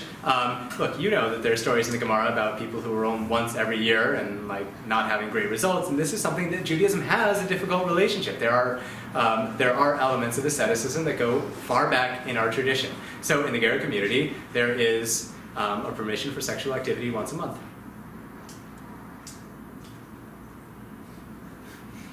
Which I don't really think you can easily square with the classical halacha. Also, they don't call each other by names. I mean, part of this also, I should say, is that in Jerusalem, anyone who's lived there knows that there's a tendency toward extremism, and when all the groups are shoved into one area, one of the things that they compete for is extremism. Sort of a race to the finish. Yeah. What's your name? I'm sorry, what's your name? It was Alan Mansfield. Do you think that the Chassidim are going to look at your work, the publication of the original Yiddish draft of this Sfat, or would you think that the work is so canonical, as you indicated, that you can't touch it because it's like touching the Torah, and that can never be done? That's a fantastic question. The answer is it's really complicated. So they'll read it under the table. No, yeah, well, yes. No, they'll read it like how they used to read books in Volozhin, in between their Gemaras, right? No. The answer is that in earlier Ger instantiations, meaning between the Imre Yamis and the current Rebbe, there were many different leaders. The way it works in Ger is that all the previous generation becomes the leader before the later one, like the sons become the Rebbe. So you get a lot of older leaders who don't necessarily have tremendously long tenures. Several of the other ones were very interested in things like this. The one who published the small, like a choveret, a small collection of Sfat Emet with commentaries and elucidations and possible applications and things like that, that stopped with the current Rebbe. He said, this work is not one that needs a commentary, it stands on its own. He gave a haskama, which is to say he allowed it to be printed, the new, I think it's the Or Etzion version that has the footnotes. Chassidim don't use that one.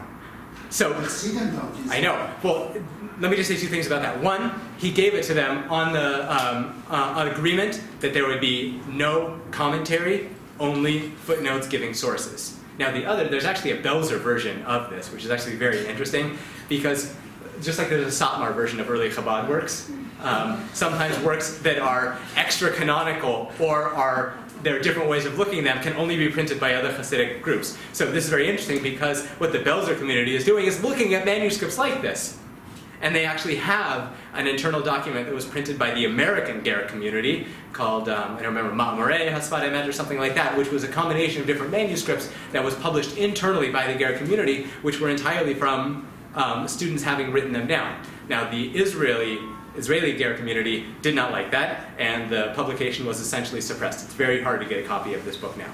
I think it was a short run internal publication. The current Rebbe would not allow the publication. I'm not sure what I can and cannot say on the air, but I'll say it anyway. We know of at least 5 notebooks within the Ger community that exist. Older members of the Ger community have them and are not allowed to publish them. One of the reasons we got access to the one that was given to us by this gentleman in Bnei Brak is that he knew he couldn't publish it. Now, the one that we're publishing now, I think there will be great interest. It will be mostly from sort of broader thinking members of the community, of which there are actually many in Ger. Yeah, Danny, there was another hand. Yeah, Danny, I know. What caused the Sfat Emet's works to be so widely distributed in Moab? Popularity. It sold out immediately and was reprinted very quickly. He knew when he was writing them down that he had a classic on his hands. I think that's indisputable. He was brilliant. It was almost instantly beloved, and both because of the force of his personality and the size of the Ger community, it spread quickly, but the teachings lift off the page. No. So all the texts that we saw were really oriented around the relationship between self and God. And I'm wondering if at any point in the Sfat Emet he sort of talks about or warns against such a focus on the relationship between you and God can oftentimes come at the expense of looking around the people around us. So one of the things he says throughout this work, and you're right that you didn't see this in the packet that I gave you, is a notion of bitul el klal, which is to say that you, as an individual, have great meaning, great significance, but at the end of the day, you are a member of a community. The community of Israel, the community of daveners, the community of Ger, whatever it is. It's defined in different ways. There's a notion that the extent to which you stand out as an individual needs to be tempered, or at least bound to the community. Now, this doesn't mean saying that I'm nothing, the community is everything. It means to understand that your voice is one voice in a concert of many voices, and understanding that the way that you stand before God is by coming into loving communion with your friends as well. This is a heart line. It's part of the heartblood of Hasidism, that one of the ways that one meets God is through interpersonal communications, and that dibuk chaverim, cleaving to one's fellow, is not equally important, but essential to dibuk or dveikut be'Hashem, a connection to God.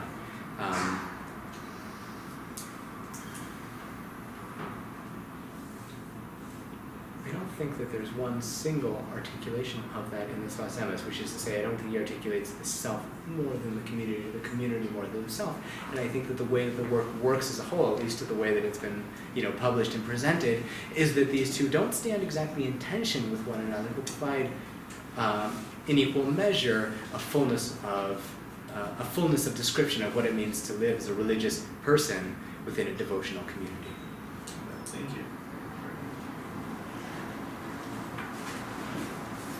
Please. I had the luxury of studying this text from him, and one of the passages which I found phenomenal was where he suggested that our reinterpretation of Torah can actually affect revelation. And so in that sense, we don't have linear time. Time isn't always at one time. Can you mention anything about the chassidic notion of time in that sense? When you listen to people like this, they don't talk about this text as being ancient. They always talk about this text as being current. Everything is now. Can you give me a sense of that? So in the passage where he says "Hanefesh mechaber hazman lemakom," I think that's part of what he's saying, which is to say that the human activity binds sacred time in its linear circularity, to quote a phrase, to a particular place. Now that place is this place, but it's also any place, it's wherever you are. So this notion of speaking Torah, how do you say to give a Torah or to speak Torah in the chassidic circle means like zugen Torah, to say Torah is to give a drasha. It is the same language that's used about revelation. So when one speaks an authentic word of Torah, it is a reliving, not a mirroring, but a reliving of the moments of revelation, as you so beautifully put it. So in that sense, azman, hanefesh nechaber, azman lakom, means that through the human activity of speaking Torah, Sinai is lifted out of the history books and again lived as an expression. They actually say about the Sfat Emet, external testimonies about him, that it was like being at Har Sinai.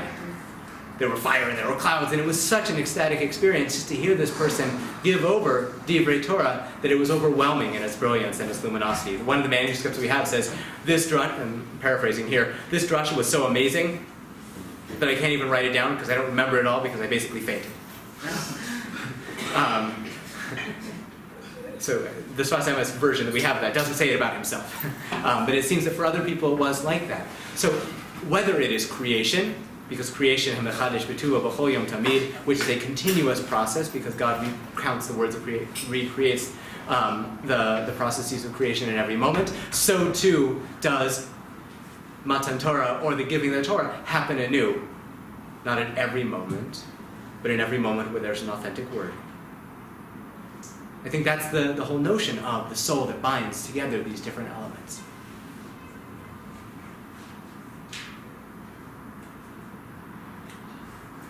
Thank you very much.